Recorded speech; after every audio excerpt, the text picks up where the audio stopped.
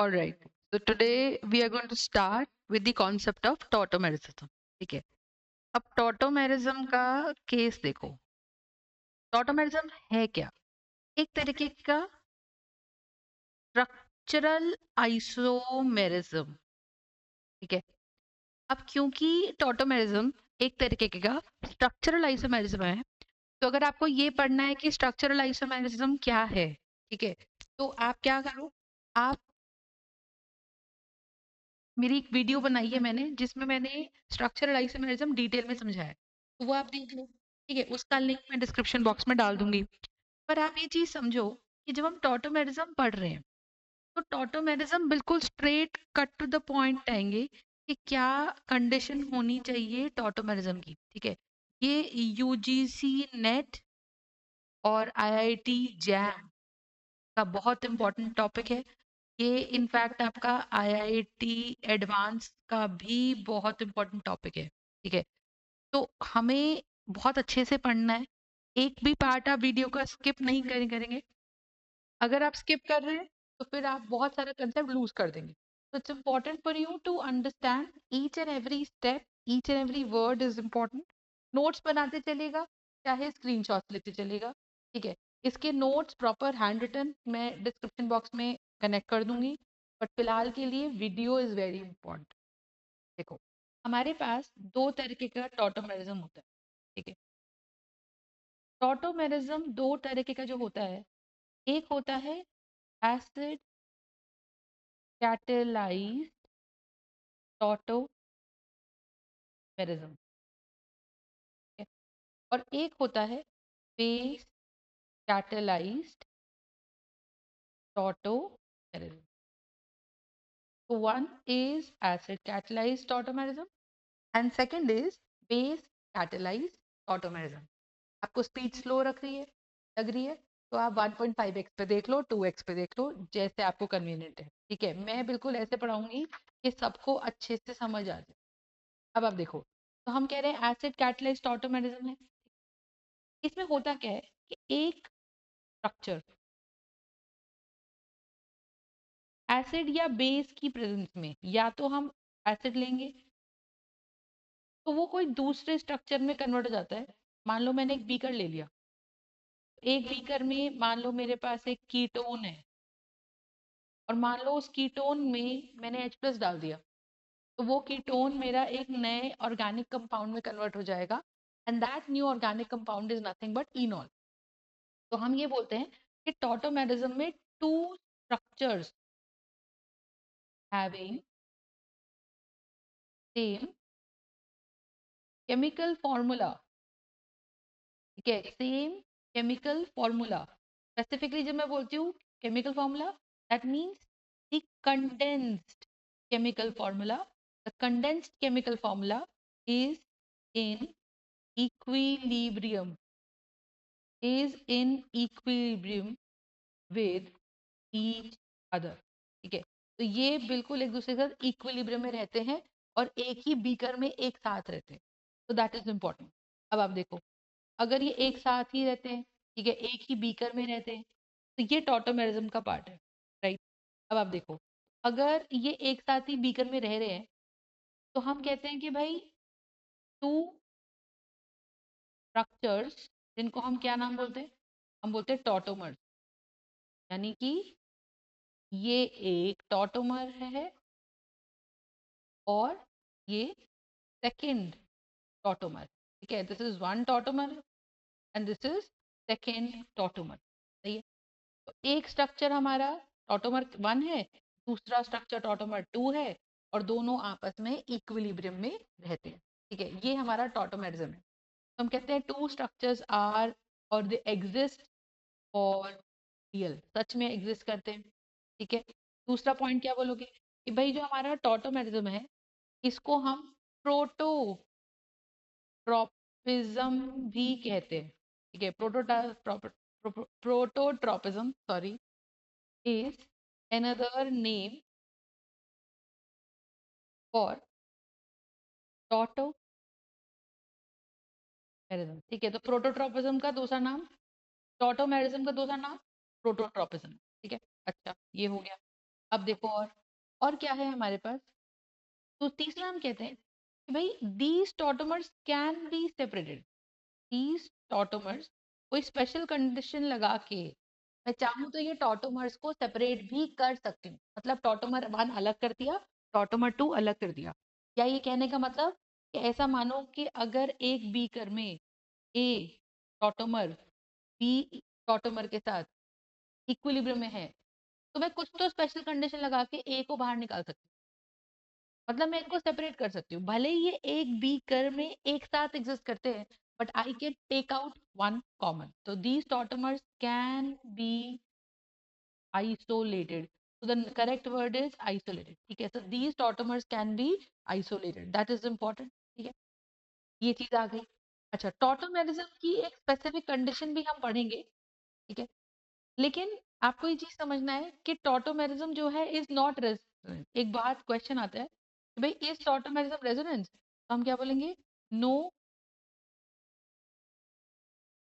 Tautomerism is not resonance. ठीक है, tautomerism is not resonance. ये बहुत बड़ा पॉइंट है कि लोगों को लगता है कि टॉटोमेरिज्म ही रेजोनेंस है, लेकिन नहीं, टॉटोमेरिज्म इज नॉट रेजोनेंस। ठीक है, अच्छा दूसरा पॉइंट लिखो। टॉटोमेरिज्म इज ऑल्सो,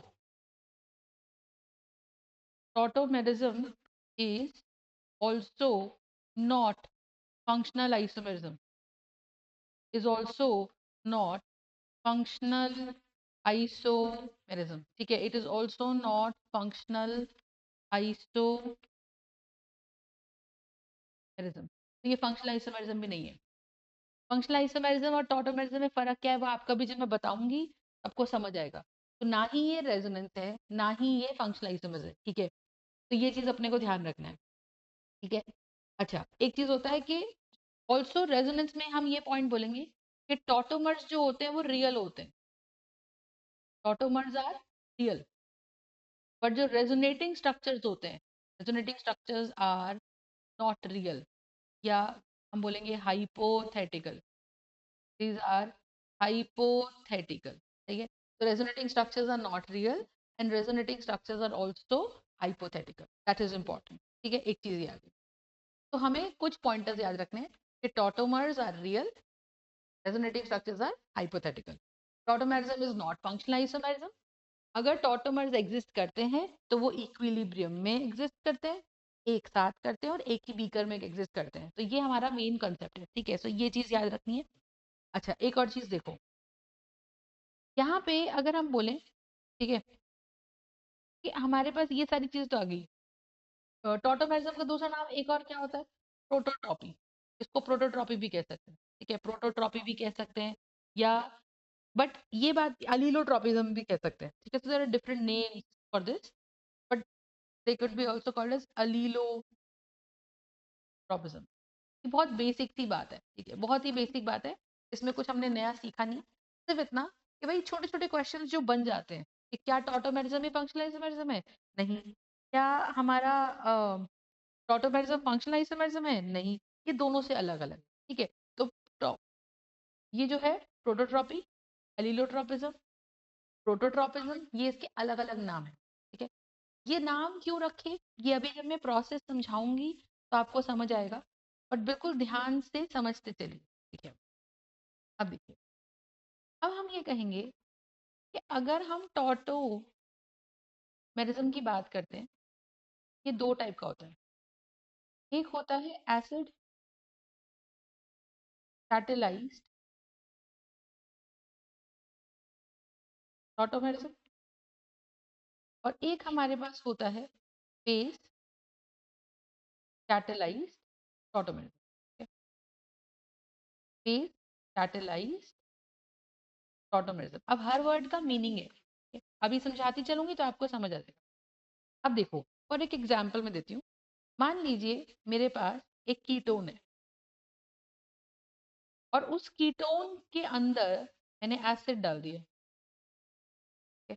तो हर एसिड हमको H प्लस देता है। भाई कोई भी एसिड आप ले लीजिए, अगर HCl है तो HCl डाला तो वो भी H प्लस और Cl नेगेटिव में टूटेगा। H2SO4 कोई एसिड है तो वो H प्लस और SO4 - 2 की फॉर्म में टूट जाएगा।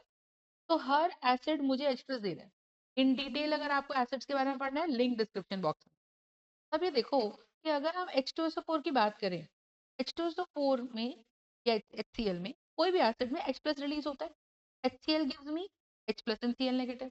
H2SO4 gives me 2H plus and SO4 minus 2। ठीक है, तो हम ये कह रहे हैं कि हमने इस कीटोन में कोई एसिड डाल दिया, तो भाई टॉटोमेरिज्म हो जाएगी और वो इनॉल में कन्वर्ट हो जाएगी। अब इसको देखो कैसे करते हैं, देखो ध्यान। तो एसिड कैटलाइज्ड की बात करेंगे। मान लीजिए मैंने टॉटोमेरिज्म लिया, मैंने कीटोन लिया CH3, ये ले लिया। मान ली कीटोन नहीं, एल्डिहाइड ले लिया, गलती से लिख दिया मैंने कीटोन, एल्डिहाइड ले लिया।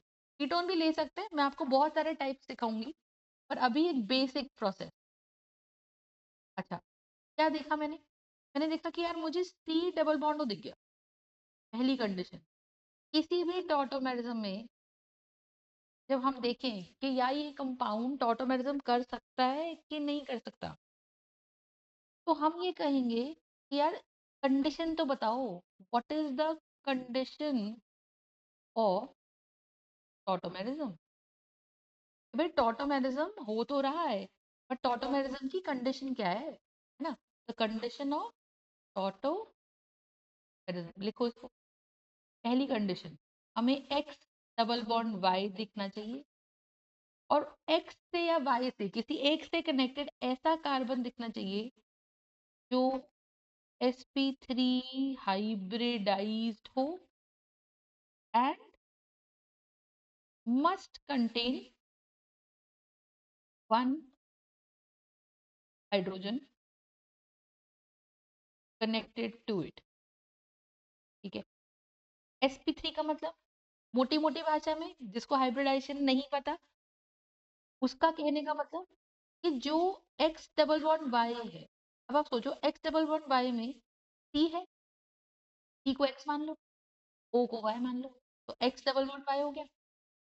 अब एक्स से कार्बन कनेक्टेड है, और अगर आपको ध्यान हो तो मैंने लिखा है CH3। CH3 का मतलब कि भाई ये कार्बन कितने बॉन्ड्स बना रहा है? ये कार्बन एक, दो और तीन, ये कार्बन तीन एच के साथ बॉन्ड्स बना, और क्योंकि ये तीन एच के साथ बॉन्ड्स बना रहा है, आप सोचो this is bond one, bond two, bond three.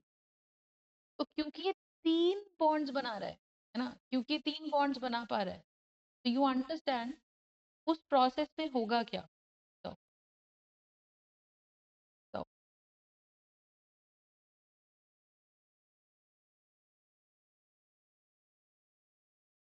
ठीक है, तो ये तीन बॉन्ड्स बना रहा है, तो हम कहेंगे कि एक, दो, तीन और चार। भाई ये पड़ोस वाला कार्बन, किसके पड़ोस का? टी डबल बॉन्ड के पड़ोस का जो कार्बन है, वो क्या कर रहा है? वो चार बॉन्ड्स बना रहा है। तो हम ये कंफर्म हो गए कि भाई ये sp3 हाइब्रिडाइज, एक कंडीशन। तो हमें एक्स डबल बॉन्ड वाई भी दिख गया।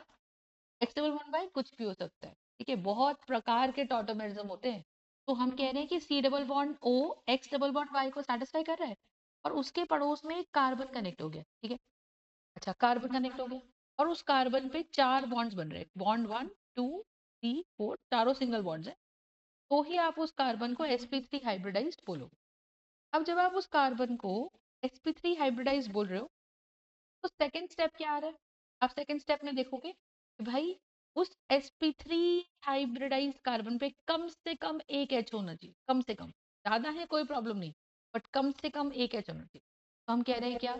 हम कह रहे हैं देखो, इस पे एक H ये था, एक H ये रहा, एक H ये रहा, तो हमारे इस कार्बन पे तो तीन H है, यानी कि इसे तो चांदी चांदी है। तो भाई डेफिनेटली मेरा ये कंपाउंड ऑटोमेरिज्म शो करेगा। तो फर्स्ट स्टेप ढूंढो क्या? X double bond Y, X या वाई किसी एक से ढूंढो कार्बन, और उस कार्बन से ये देखो कि भाई उससे कम से कम चार बॉन्ड्स बन रहे हैं, bond one, bond two, bond three, bond four. ठीक है, और क्योंकि उससे चार बॉन्ड्स बन रहे हैं, क्योंकि उससे चार बॉन्ड्स बन रहे हैं, तो क्या होगा मुझे बताओ? बिकॉज उससे चार बॉन्ड्स बन रहे हैं, तो हम कहेंगे कि ये कार्बन sp3 है, और sp3 तो है, मान लो इस पे मैंने कहा भाई क्लोरीन जुड़ गया, ब्रोमीन जुड़ गया, आयोडीन जुड़ गया। अब बताओ क्या होगा? मैम यहाँ पे कार्बन sp3 तो है, पर इस कार्बन पे एक भी H कनेक्टेड नहीं है। और अगर एक भी H कनेक्ट नहीं है, विच मीन हम कहेंगे कि ये वाला जो कार्बन है, भले ही ये compound X double bond Y दिखा, उसके पड़ोस में एक sp3 कार्बन भी दिखा, पर उस पे कोई भी H कनेक्टेड नहीं है। हेंस हम कहेंगे कि ये वाला कंपाउंड टॉटोमेरिज्म शो नहीं करेगा। H कम से कम एक तो होना चाहिए, ठीक है। ये एक बेसिक चीज है। अभी हम बहुत सारी प्रैक्टिस करेंगे, बट आपको एक चीज समझ में आ गई, ठीक है। अब देखते हैं आगे। तो मैंने क्या करा, मैंने एसिड कैटलाइज्ड टॉटोमेरिज्म पढ़ने की बात करी। तो मैंने कहा कि भाई क्या हो रहा है, एसिड कैटलाइज्ड टॉटोमेरिज्म का मैकेनिज्म पढ़ते हैं। तो इसका मैकेनिज्म जो पढ़े तो हमने क्या बोला कि हमने CH3 ले लिया और C डबल बॉन्ड OH एक एल्डिहाइड ले लिया। कंडीशन दिख गई, X double bond Y, X से कनेक्टेड sp3 हाइब्रिडाइज्ड कार्बन और उससे कनेक्टेड 3H दिख गए, ठीक है। अब देखो जी, हमने इसमें एसिड डाल दिया, एसिड डाल दिया। अब इसको थोड़ा और डिटेल में बात करेंगे। इसका जो मॉलिक्यूलर ऑर्बिटल वाला कॉन्सेप्ट है, वो मैं लास्ट वीडियो में एक्सप्लेन करूंगी डिटेल में कि आपको जब बोलना है तो कैसे बोलना है।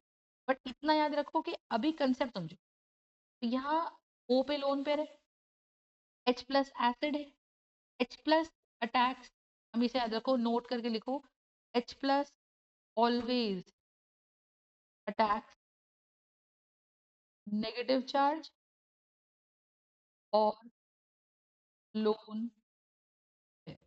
H plus always attacks negative charge या लोन पेयर, सही बात है।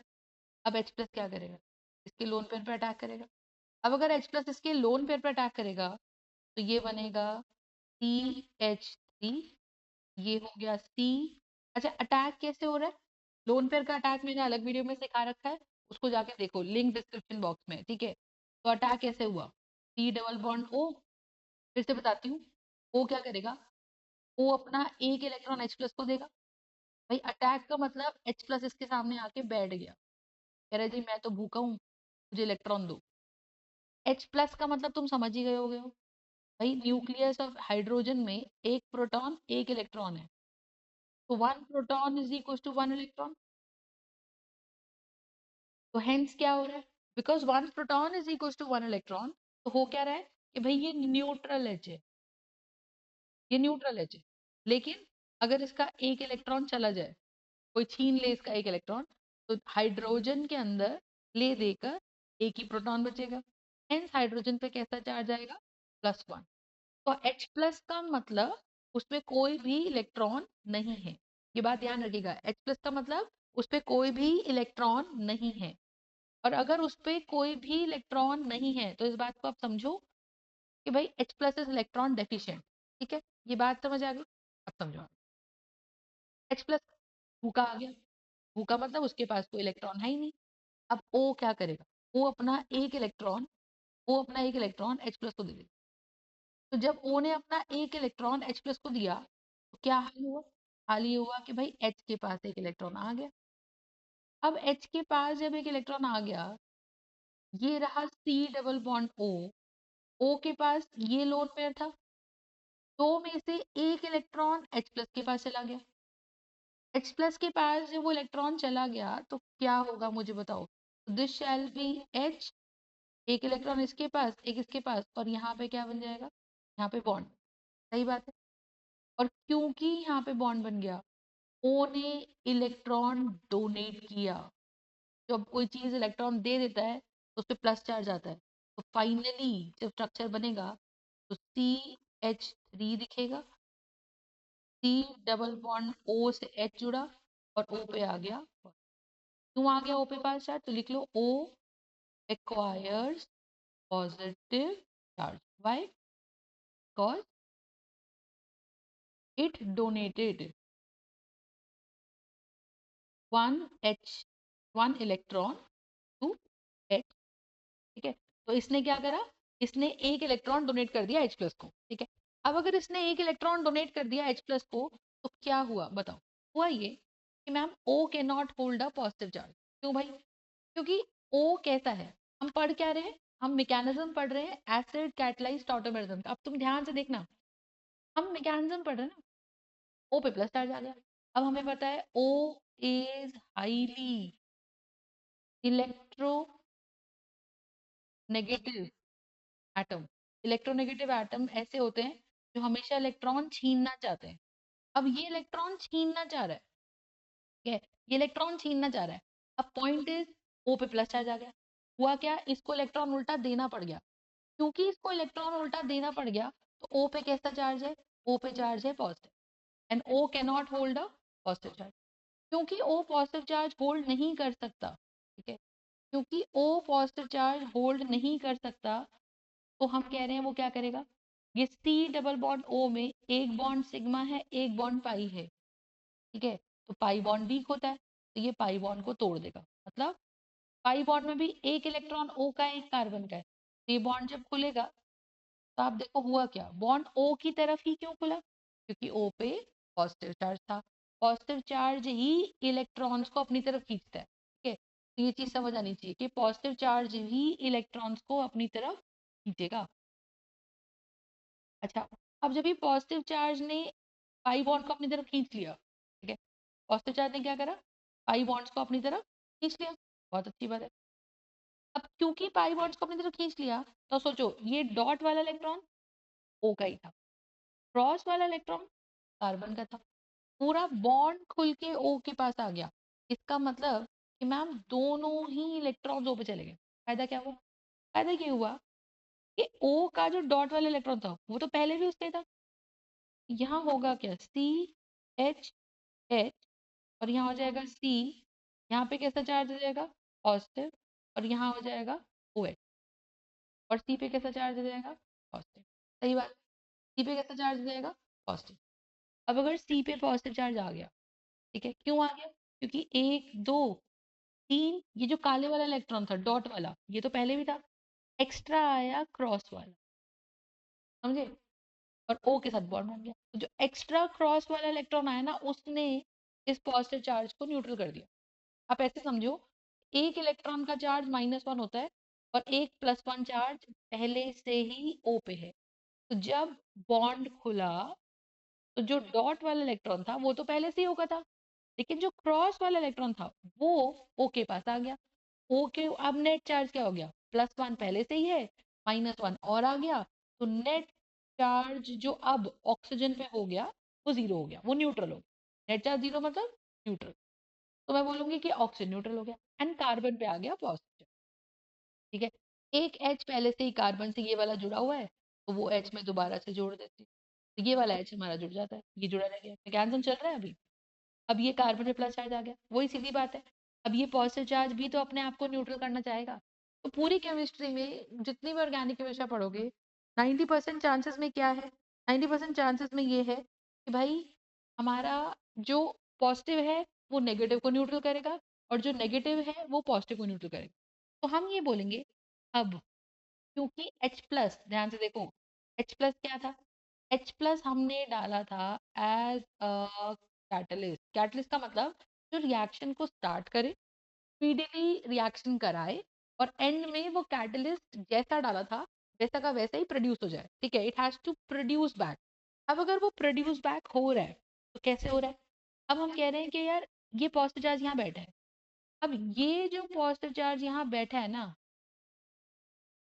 ठीक है, ये वाला जो पॉजिटिव चार्ज बैठा है यहाँ पे, ये वाला, ये ये पॉजिटिव चार्ज चारों तरफ से जितने भी इलेक्ट्रॉन्स मिलेंगे सब पे अट्रैक्शन लगा रहा है, भाई ये प्लस चार्ज है, सही है।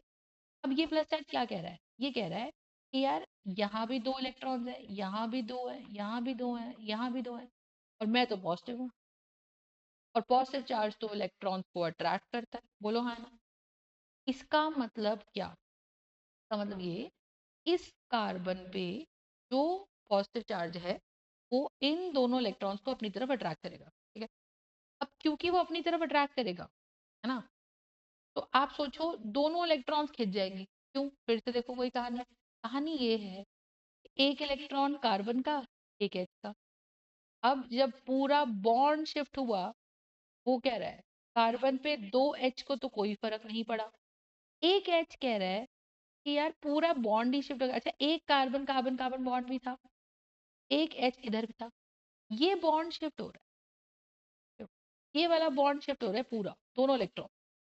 तो ये डॉट वाला इलेक्ट्रॉन जो था वो तो पहले भी कार्बन का ही था, सोच के देखो। तो ये जो डॉट वाला इलेक्ट्रॉन था ये तो पहले भी कार्बन का था, तो वो जब यहाँ शिफ्ट हुआ तो कार्बन को कोई फर्क नहीं पड़ा। और जो क्रॉस वाला इलेक्ट्रॉन था एच का, वो इस सी प्लस के पास आ गया, और जैसे ही एक्स्ट्रा क्रॉस वाला इलेक्ट्रॉन सी प्लस के पास आया तो सी प्लस का चार्ज न्यूट्रल हो गया, कि कार्बन पे पहले से ही +1 चार्ज, और क्रॉस पे कैसा चार्ज है, -1। क्रॉस क्या है, एक इलेक्ट्रॉन, और उस इलेक्ट्रॉन पे भी -1 चार्ज, तो ये वाला कार्बन मेरा न्यूट्रल हो जाएगा। तो मैं चार्ज को हटा देती हूँ। और जब बॉन्ड यहाँ शिफ्ट हुआ तो हम कह रहे हैं जी अब मेरा हाल हो गया, सी पे बन गया CH2, 2 H जुड़े रह गए, यहाँ एक पहले से ही था, एक नया बॉन्ड और बन गया, और ये हो गया OH और ये हो गया H। अब आप देखो कि हमारे पास इसके अंदर क्या बना, एक बन गया ईन और OH हो गया ओल, तो कंबाइंड नेम बनेगा, सही है, कंबाइंड नेम क्या बनेगा। जब आप ध्यान से देखो क्या हो रहा है, एसिड कैटलाइज्ड ऑटोमेटिज्म के मैकेनिज्म को एक बार दोबारा देखो, बहुत सिंपल। क्या डाला हमने, हमने डाला एसिड, ठीक है। जब हमने डाला एसिड, जब हमने डाला एसिड, तो वो एसिड क्या करेगा, वो एसिड H+ अटैक करेगा, किस पे अटैक करेगा, O के लोन पेयर पे अटैक करेगा। O के लोन पेयर पे अटैक किया, अटैक करने का मैकेनिज्म कैसा था कि भाई हमारे पास यहाँ पर क्या हुआ, O ने अपना लोन पेयर दिया, एक इलेक्ट्रॉन दिया H+ को, H न्यूट्रल हो गया और O से जुड़ गया, है ना। और उसके चक्कर में O पे कैसा चार्ज आ गया, पॉजिटिव चार्ज आ गया। तो स्टेप 1, कैटलिस्ट डालो। कैटलिस्ट कौन है, कोई भी एसिड, हर एसिड क्या देगा, हर एसिड उसको H+ देगा। फिर स्टेप 2 पे क्या करो, आपने क्या करा, एसिड डाला, अच्छा ये कंडीशन, अच्छा O पे कैसे चार्ज है, पॉजिटिव चार्ज। O के पॉजिटिव चार्ज को न्यूट्रलाइज करने के लिए पाई बॉन्ड खुल गया, कौन सा बॉन्ड खुल गया, पाई बॉन्ड खुल गया। अच्छा पाई बॉन्ड खुल गया तो सी पे कैसा चार्ज आ गया, पॉजिटिव। ठीक, अब अपने पॉजिटिव चार्ज को न्यूट्रल करेगा, तो ये वाला बॉन्ड जो नियरेस्ट sp3 हाइब्रिडाइज्ड कार्बन का जो H था वो अपना बॉन्ड शिफ्ट कर देगा। और क्योंकि वो अपना बॉन्ड शिफ्ट कर रहा है, तो बॉन्ड शिफ्टिंग का तरीका क्या है मुझे बताओ। बॉन्ड शिफ्टिंग का तरीका है कि एक इलेक्ट्रॉन जो कार्बन का था वो अभी भी है, H का इलेक्ट्रॉन छीन के कार्बन प्लस ले आए, तो H पे प्लस चार्ज आ गया।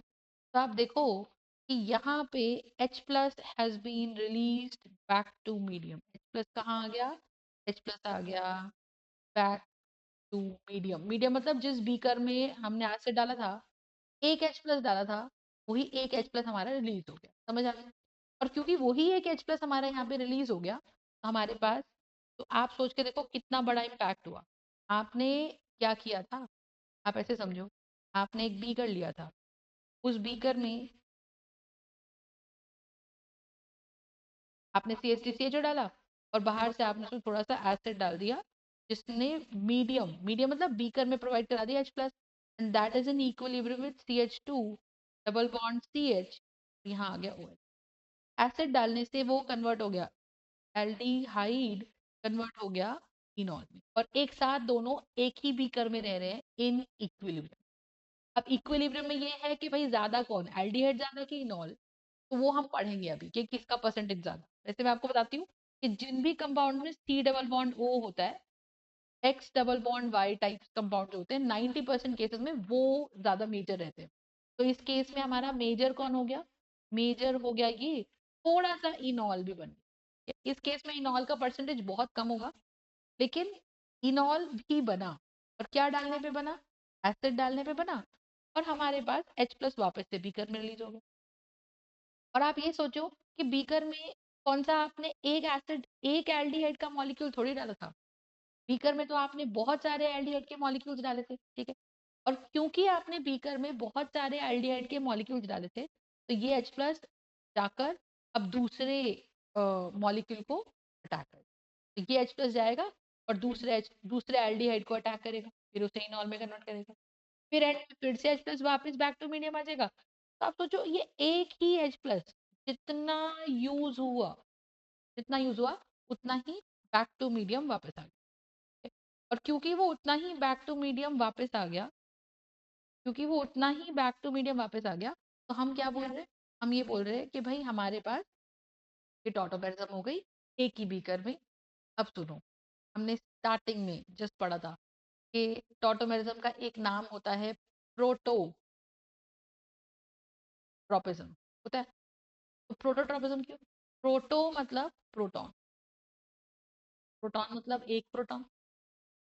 अब जस्ट अभी देखो हम पढ़ के आए, एक प्रोटॉन का मतलब एक ऐसा सिस्टम जिसके अंदर एक ही प्रोटॉन है, ठीक है। अगर एक ही प्रोटॉन है इसका मतलब क्या, कि मैम एक इलेक्ट्रॉन है ही नहीं। तो ये तो केस हाइड्रोजन प्लस का था ना। तो जो हाइड्रोजन प्लस है हमारा, वो हमारा कौन है? वो हमारा प्रोटॉन है। आगे चल के हम ये बोलेंगे H प्लस मतलब जब H ने एक इलेक्ट्रॉन लूज करा तो वो कन्वर्ट हो गया H प्लस में, ठीक है। क्यों कन्वर्ट हो गया? क्योंकि शुरू शुरू में देखो एक प्रोटॉन बराबर एक इलेक्ट्रॉन था। अब जब एक प्रोटॉन बराबर एक इलेक्ट्रॉन था तो इसका चार्ज +1 था, इसका -1 था, नेट चार्ज 0 था। क्योंकि इसका नेट चार्ज 0 था तो वो H था, एक इलेक्ट्रॉन चला गया। अब क्या बचा? एक प्रोटॉन बट 0 इलेक्ट्रॉन। तो यहाँ पे एक प्रोटॉन का चार्ज क्या है? +1। और एक इलेक्ट्रॉन का चार्ज क्या है? 0। तो नेट चार्ज यहाँ पे क्या आ जाएगा? +1। तो मैं यहाँ पे क्या बोल रही हूँ? H प्लस जो है वो कुछ नहीं, वो एक प्रोटॉन ही है जो उसके न्यूक्लियस में। तब आप ये चीज देखो कि हमने पूरे मैकेनिज्म में क्या देखा। ऐसा नहीं लग रहा कि पहले जब शुरुआत की थी तो सी डबल बॉन्ड ओ पे कोई एच था नहीं, ठीक है। सी डबल बॉन्ड ओ पे कोई एच नहीं था। हमने कैटलिस्ट डाला,